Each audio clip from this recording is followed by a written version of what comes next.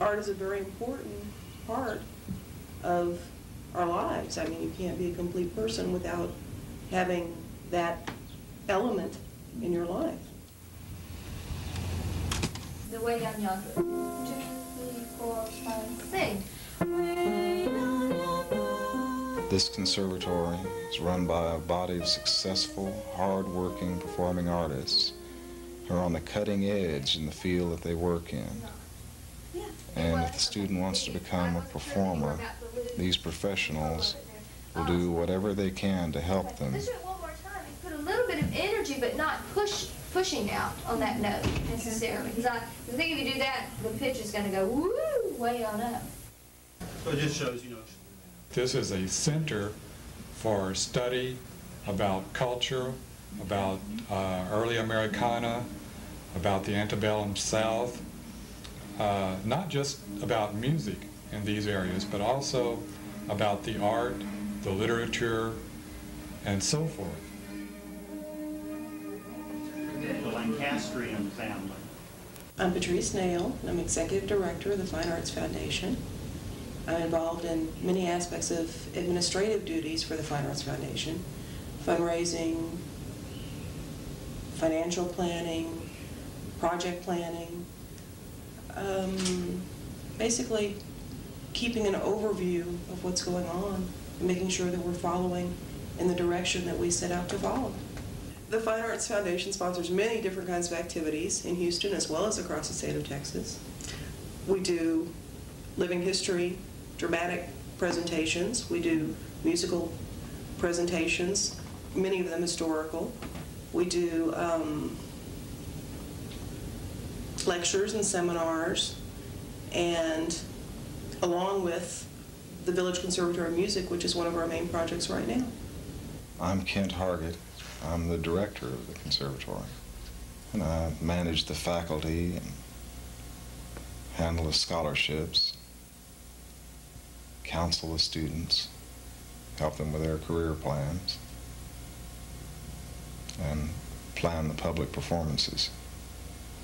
The Fine Arts Foundation was founded in 1983, and at that time our focus was on young children and educating young children in the arts. Since then we've evolved greatly and include all members of the community, from children, which we still want to educate, to retirees. The Fine Arts Foundation is interested in broadening the perspectives of people's visions in terms of the arts, as well as preserving their culture and their heritage, as well as acquainting them with the cultures and heritage of other people. Fingers on the palm and reach low. Yes. Well, our primary focus is to provide a learning environment for musicians to study directly under performing artists so they can learn their profession under a practicing professional, as opposed to just learning music without learning the other things they need to know to become performing artists. There's a lot of things between the lines that go into building a successful career as a musician.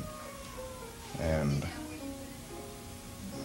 many educational environments are set up to provide musical education without assistance or attention to the other obstacles and problems that arise when someone tries to pursue a career as a musician.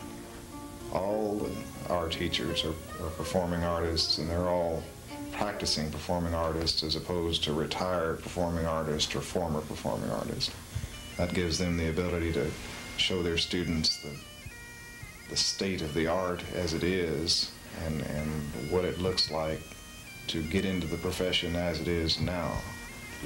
This is almost a one. The conservatory provides a continuing flow of well-trained professional musicians into the community.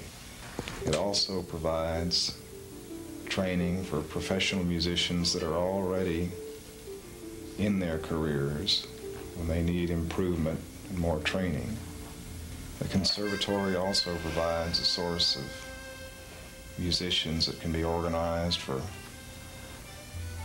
community events and perform for local schools, museums, festivals, and other community functions. Sometimes this includes students, and sometimes teachers, and sometimes students and teachers together. Anybody ever hear of a fella called Jimmy Driftwood? No. No? No? Alright. Anyway, well, anybody ever hear of a song called The Battle of New Orleans? Yes. Well, he wrote that. How about, you ever hear of a song called The Tennessee Stud? No. Well, he composed that. And he was from Arkansas, he wrote an Irish song. And he anyway wrote this song about St. Brendan, who legend has it discovered America. And we're going to do a song about St. Brendan now.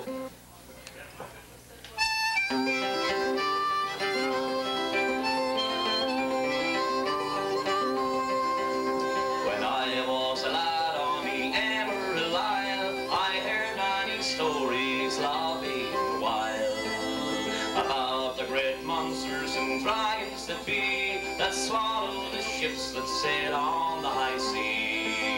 When I was an artist with canvas and paints, I sailed with St. Brendan and his jolly saints.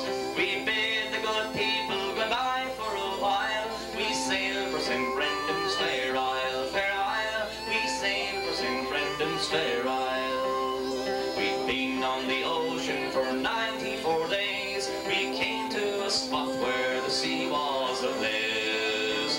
Them demons from Hades were dancing with glee and burning the sailors alive on the sea. Then St. Brendan walked on the blistering waves. He threw all the demons right back to their caves. And all of the saints wore a heavenly smile and sailed for St. Brendan's fair isle, and sailed for St. Brendan's fair isle. Many of the challenges and problems and setbacks that a musician faces in their career are not directly related to their proficiency as a musician. There are other things about their career field. There are other obstacles they need to know how to deal with. So our focus and our intent is to prepare them for all the problems and obstacles across the board that they will face as a professional musician. At last we come on to that wonderful land. We walked on the beach and played in the sand. We got our longboat and we killed us a coon. We roasted it up and we had barbecue. Then after a while we were singing a song. We noticed the island was moving along.